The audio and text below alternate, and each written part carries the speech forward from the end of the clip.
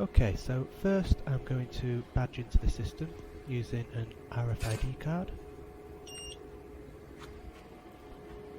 And as you can see, that's brought up our demo application. That's a 4-screen application running off a single thin client. And in this configuration, the thin client is seeing those as 4 individual screens.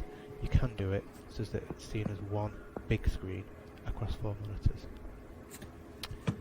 Okay, so imagine that that one is broken, and here's a replacement unit that we're going to fit. I'm simply going to remove the power to start with, and just show you that everything has gone off on those 4 screens. And it really is, from this point on, a simple matter of removing all the cables from the first device, which is going to go out of service, and bring in the replacement device, which is going to go into service. This particular model has 2 HDMI ports, a display port and a VGA port, but there are industrialised Uno models available that have 4 or even 5 HDMI ports, and they go up to 4K resolution. Okay, just plug the network cable in, and our RFID connector.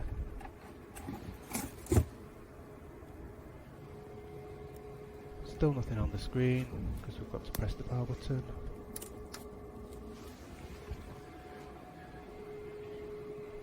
And now it will take a few moments to boot up. It will pixie boot on this version, load into Thin Manager, download the firmware and the Thin Manager configuration.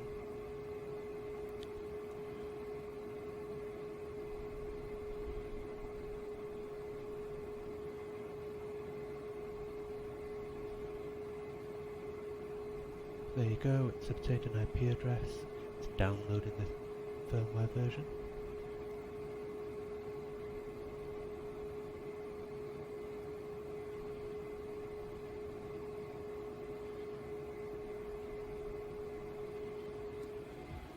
Okay, now it's asking us to select the terminal that we're going to be using, and this is our right screen RFID.